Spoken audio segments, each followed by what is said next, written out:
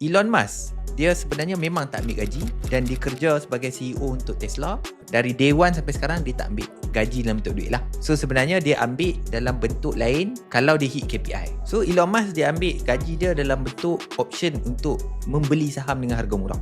Yang kedua, bila saham tu naik, dia jual. Yalah, dia beli harga rendah. Dan yang ketiga, ni orang kaya dunia, semua orang buat, dia dapat option saham tu, dia guna saham ini, dia pergi pajak dekat bank. Okay, contoh sejuta, dia pergi pajak dekat bank, bank bagilah 800,000. Dan 800,000 adalah hutang. So tak payah bayar cukai. Dan kalau tak boleh bayar pun duit 800,000 tu, bank ambil je saham tu, simpan. Kalau kita dapat gaji, kita kena bayar cukai. Kita ada cukai pendapatan. So mereka cerdik. Gaji dia pun bukan ciput, bukan 5,000, 10,000. Mereka buat apa? Mereka kata tak apa, saya tak mau gaji.